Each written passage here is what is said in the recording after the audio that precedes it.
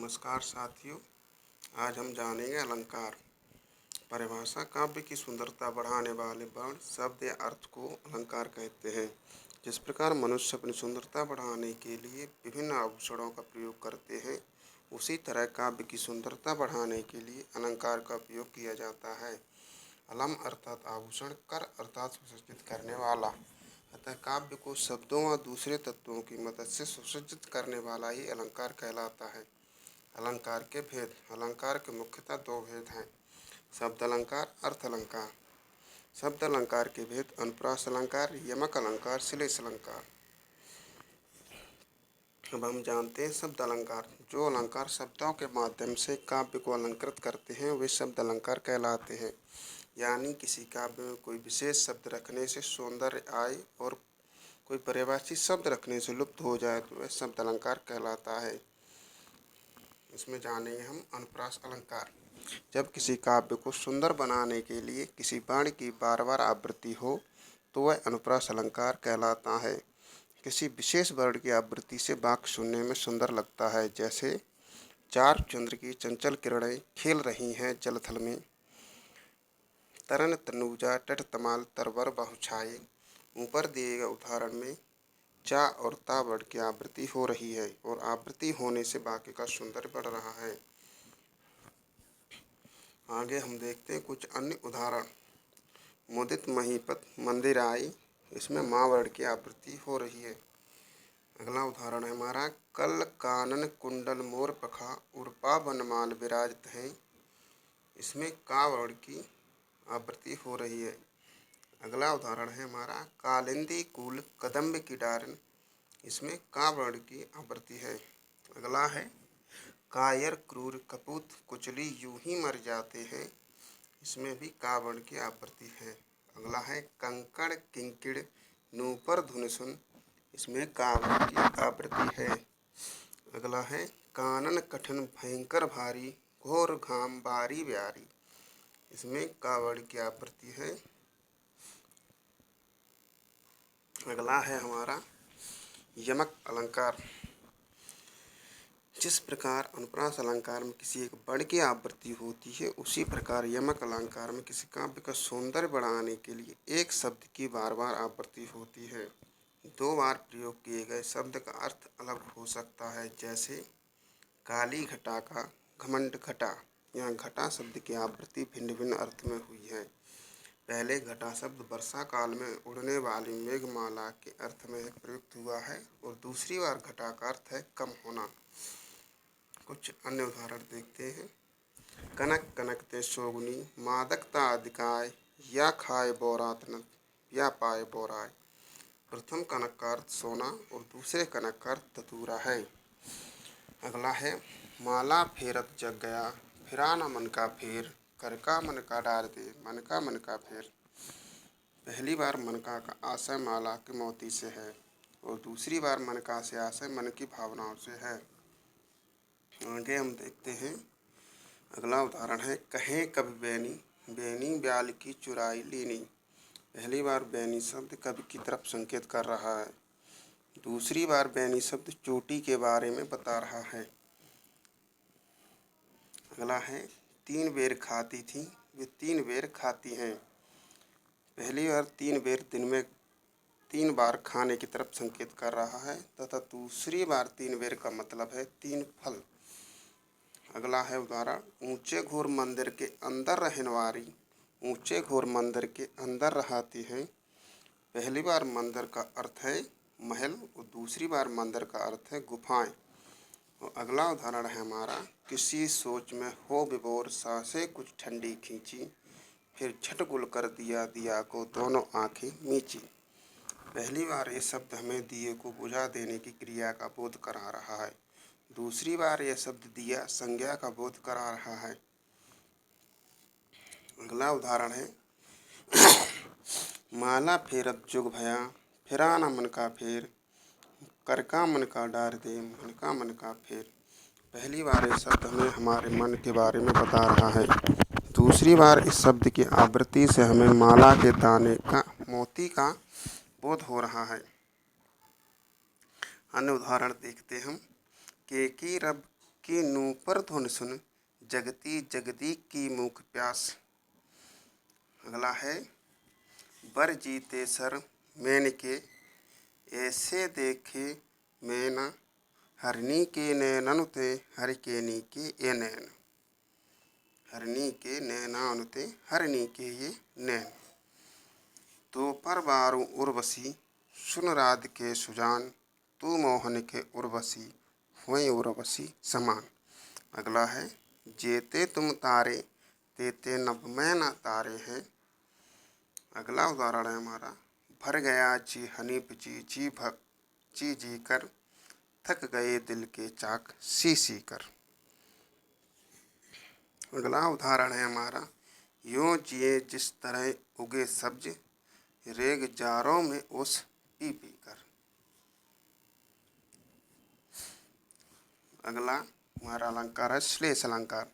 श्लेष अलंकार में एक ही शब्द के विभिन्न अर्थ होते हैं। श्लेष का अर्थ होता है चिपका हुआ या मिला हुआ।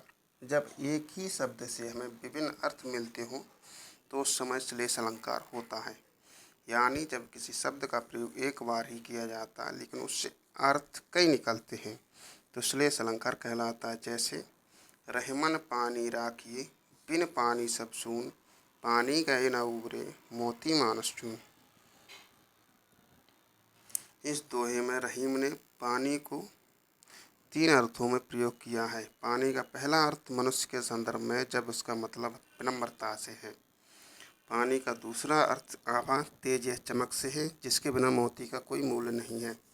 पानी का तीसरा अर्थ जल से है, जिसे आटे चून से जोड़कर दर्शाया गया है। जे रहीम गत दीप की, कुल कपूत गत सोई, बारे उजियारो करे, बड़े अंधेरो होई। यहाँ बड़े शब्द से दो विभिन्न अर्थ निकल रहे हैं। दीपक के संदर्भ में बढ़ने का मतलब है बुझ जाना, जिससे अंधेरा हो जाता। पुत्र के संदर्भ में बढ़ने से मतलब बड़ा हो जाना। अगला उदाहरण है सीधी चलते राह जो, रहते सदा निशंक, जो करते विप्लव उन्हें हरि का आतंक। हरि शब्द एक बार प्रयुक्त हुआ है लेकिन इसके दो अर्थ निकलते। पहला अर्थ है बंदर एवं दूसरा अर्थ है भगवान। अगला उदाहरण है जो चाहो चटक ना घटे, मेलो हो न मिथ, राज राजस न छुआई, नेह जीगने चित्त। रज शब्द से दो अर्थ निकल रहे हैं। पहला है अहंकार तथा दूसरा है धूल।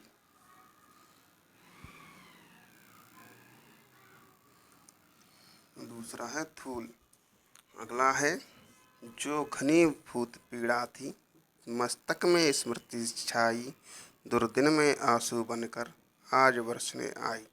यहाँ घनीभूत शब्द से दो अर्थ निकल रहे हैं। पहला अर्थ है मनुष्य के मन में कुछ समय से इकट्ठी पीड़ा जो अब आंसू के रूप में बह निकली है। दूसरा अर्थ है मेघ बनी हुई, अर्थात बादल जो कुछ दिनों से पानी को इकट्ठा कर रहे थे वे अब उसे बरसा रहे हैं। अगला है पी तुम्हारे मुख बांस तरंग, आज बोरे भौरे सहकार।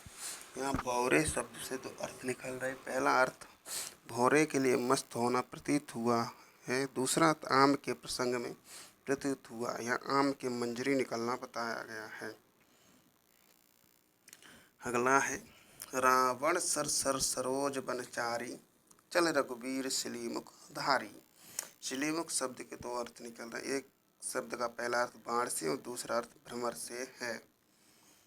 अब हम जानेंगे अर्थ अलंकार। जब किसी वाक्य का सौंदर्य उसके अर्थ पर आधारित होता है तब वह अर्थ अलंकार के अंतर्गत आता है। अर्थ अलंकार के भेद मुख्यतः 5 भेद होते हैं। उपमा अलंकार, रूपक अलंकार, उत्प्रेक्षा अलंकार, अतिशयोक्ति अलंकार, मानवीकरण अलंकार। हम उपमा अलंकार जानेंगे। उप का अर्थ है समीप से और मा का अर्थ है तोलना या देखना। अतः जब दो भिन्न वस्तुओं में समानता दिखाई जाती है तब वहाँ उपमा अलंकार होता है। किन्हीं दो वस्तुओं के गुण, आकृति, स्वभाव आदि में समानता दिखाई जाए या दो भिन्न वस्तुओं की तुलना की जाए तब वह उपमा अलंकार होता है। उपमा अलंकार में एक वस्तु या प्राणी की तुलना दूसरी प्रसिद्ध वस्तु के साथ की जाती है। जैसे कर कमल सा कोमल है, यहाँ पैरों को कमल के समान कोमल बताया गया है। उपमेय जिस वस्तु की समानता किसी दूसरे पदार्थ से दिखलाई जाए वह उपमेय होता है। जैसे कर कमल सा कोमल है, इस उदाहरण में कर उपमेय है।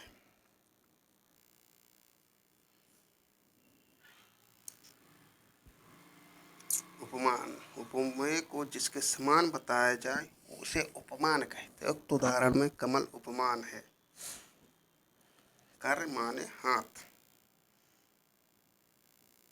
हरि पद कोमल कमल से, हरि के पैरों की तुलना कमल के फूल से की गई है। यहाँ पर हरि के चरणों को कमल के फूल के समान कोमल बताया गया है। अगला उदाहरण है पीपर पात सरस मन डोला। मन को पीपल के पत्ते की तरह हिलता हुआ बताया जा रहा है। अगला है मुख चंद्रमा सा सुंदर है, चेहरे की तुलना चांद से की गई है।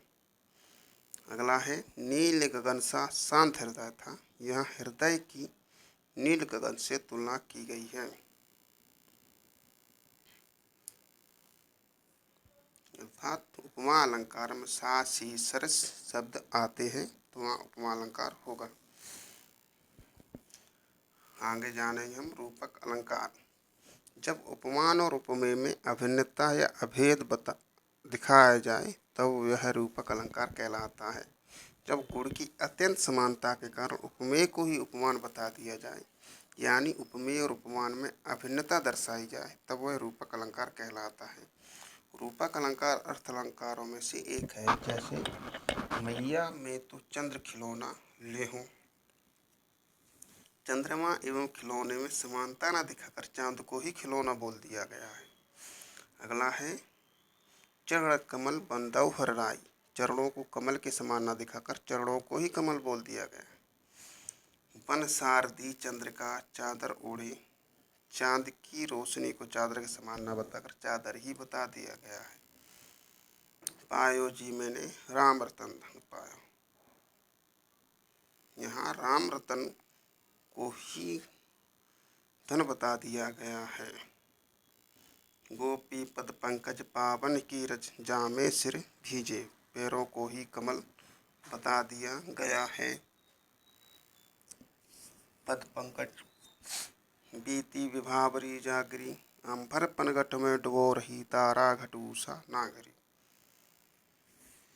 यहाँ उषा में नागरी का, अंबर में पनघट का और तारा में घट का निषेध रहित आरोप हुआ है।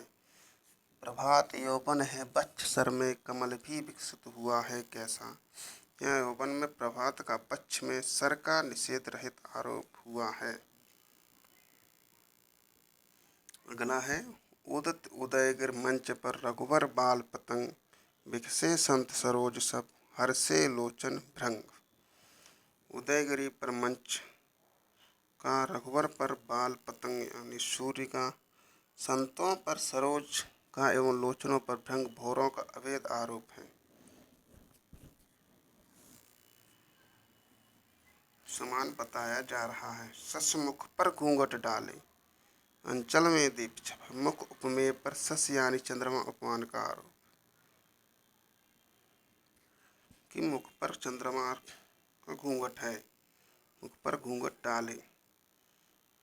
मन सागर मन सा लहर बूढ़े बहे अनेक, मन उपमेय पर सागर उपमान का एवं मनसा यानी इच्छा उपमेय पर लहर उपमान का आरोप है। विषय बार मन मीन भिन्न नहीं होते कबहु पल एक, विषय उपमेय पर बार उपमान एवं मन उपमेय पर मीन उपमान का आरोप है।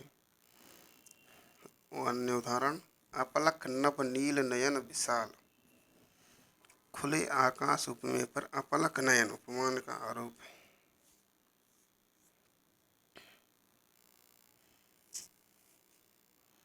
सिर झुका तूने नियत की मान ली है बात, स्वयं ही मुरझा गया तेरा हृदय जलजात। हृदय जलजात में हृदय उपमेय पर जलजात यानी कमल उपमान का अभेद आरोप किया गया। उत्प्रेक्षा अलंकार, जहाँ उपमेय में उपमान के होने की संभावना का वर्णन हो तब वहाँ उत्प्रेक्षा अलंकार होता है। यदि पंक्तियाँ मनु जनु मेरे मनहु मानो निश्चय एव आदि आता है, वहाँ उत्प्रेक्षा अलंकार होता है।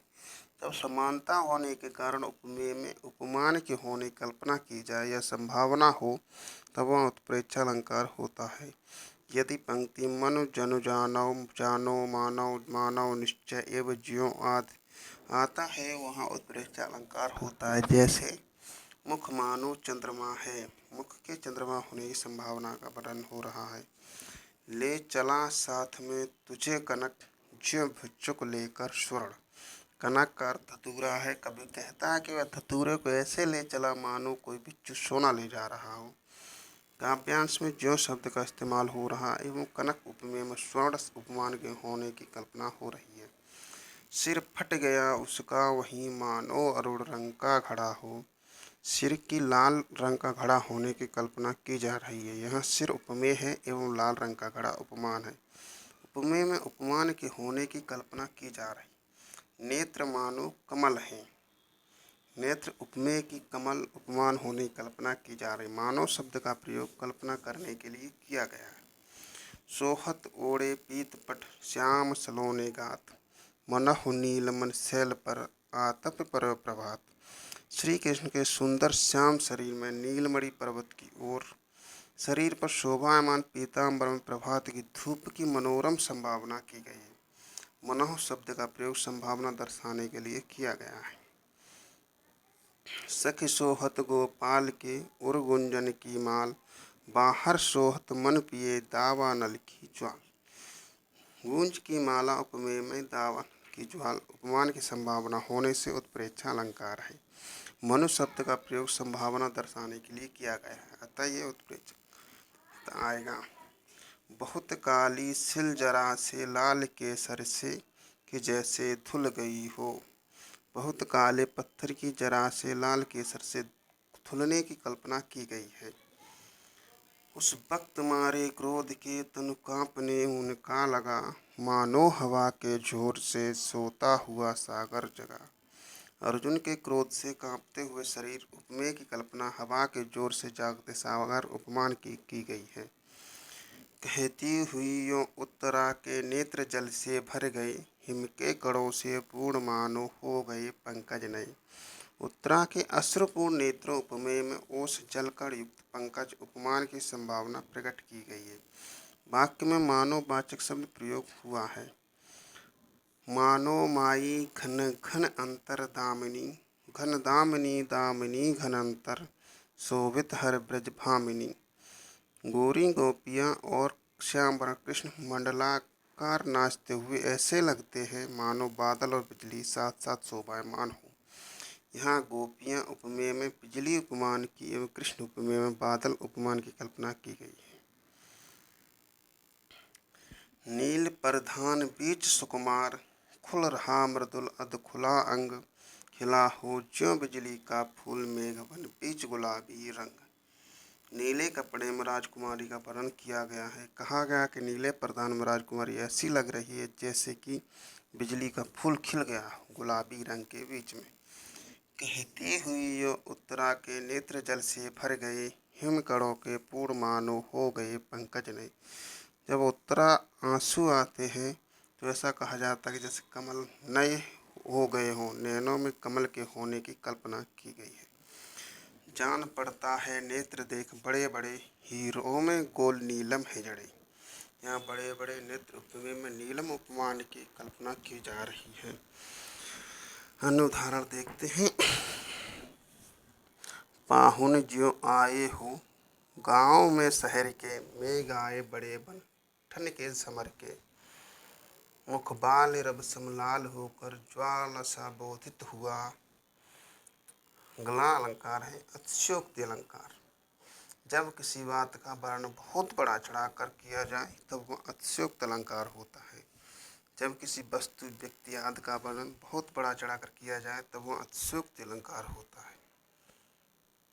इस अलंकार में नामुमकिन तथ्य बोले जाते हैं। जैसे आगे नदियाँ पड़ी अपार, घोड़ा कैसे उतरे पार, राणा ने सोचा इस पार, तब तक चेतक था उस पार। चेतक की शक्तियों व स्फूर्ति का बहुत बड़ा चढ़ाकर वर्णन किया गया। अगला उदाहरण है, हनुमान की पूंछ में लगन न पाई आग, लंका शिगरी जल गई, गए निशाचर भाग। हनुमान की पूंछ में आग लगने से पहले ही पूरी लंका जलकर राख हो गई और सारे राक्षस भाग खड़े हुए। यह बात बिल्कुल असंभव है एवं लोक सीमा से बढ़ाकर वर्णन किया गया है। आगे नदियाँ पड़ी अपार, घोड़ा कैसे उतरे पार, राणा ने सोचा इस पार, तब तक चेतक था उस पार। महाराणा प्रताप के सोचने की क्रिया खत्म होने से पहले ही चेतक ने नदियाँ पार कर दी। यह महाराणा प्रताप के घोड़े चेतक की अतिशयोक्ति है। इस तथ्य को लोक सीमा से बहुत बढ़ा चढ़ाकर वर्णन किया गया है। धनुष उठाया जो ही उसने और चढ़ाया उस पर बाण, धरा सिंधु नभ कांपे सहसा, विकल हुए जीवों के प्राण। जैसे ही अर्जुन ने धनुष उठाया और उस पर बाण चढ़ाया, तभी धरती, आसमान एवं नदियाँ कांपने लगी और सभी जीवों के प्राण निकलने को हो गए। ये बात बिल्कुल असंभव, क्योंकि बिना बाण चलाए ऐसा हो ही नहीं सकता। भूप सहिस दस एक ही बारा, लगे उठावत टरन नटारा। जब धनुर्भंग हो रहा था, कोई राजा उस धनुष को उठा नहीं पा रहा था, तब 10,000 राजा एक साथ उस धनुष को उठाने लगे, लेकिन वह अपनी जगह से तनिक भी नहीं हिला। परवल पाक फाट ही ये गेहूँ। ये पंक्तियाँ प्रसिद्ध कवि मलिक मोहम्मद यासी ने नायिका नागमती के विरह का वर्णन करते हुए कहा है कि उसके विरह के ताप के कारण परवल पाक गए एवं गेहूँ का हृदय फट गया है। परवल पक गए, उनका हृदय फट गया। चंचला स्नान कराए, चंद्र का पर्व में जैसे, उस पावन तन की शोभा आलुक मधुर थी ऐसे। इन पंक्तियों नायिका के रूप में सुंदर का अत्युक्त को वर्णन किया गया है। देख लो साकेत नगरी है यही, स्वर्ग से मिलने गगन में जा रही। यहाँ एक नगरी की सुंदरता का वर्णन किया जा रहा है। यह वर्णन बहुत ही बड़ा चढ़ा कर किया। मैं बरजी कई बार तू, इतकत लेती करोट, पंखुड़ी लगे गुलाब की परि है गांठ खरोट। यहाँ गुलाब की पंखुड़ियों से शरीर में खरोंच आने की बात कही गई, अर्थात नारी को बहुत ही कोमल बताया गया। बांधा था विदु को किसने, इन काली जंजीरों में, मणि वाली फड़ियों का मुख क्यों भरा हुआ है हीरों से। कवि ने मोतियों से भरी हुई प्रिया की मांग का वर्णन किया है। इन पंक्तियों चांद का मुख से, काली जंजीर का बालों से तथा मणि वाले फड़ियों से मोती भरी मांग का अत्युक्तपूर्ण वर्णन किया गया है। अगला अलंकार है मानवीकरण अलंकार। जब प्राकृतिक चीज़ों में मानवीय भावनाओं के होने का वर्णन हो, तब वह मानवीकरण अलंकार होता है। जब प्राकृतिक वस्तुओं जैसे पेड़ पौधे बादल आदि में मानवीय भावनाओं का वर्णन हो, यानी निर्जीव चीज़ों में सजीव होना दर्शाया जाए, तब वह मानवीकरण अलंकार होता है। जैसे फूल हंसे कलियां मुस्काएं,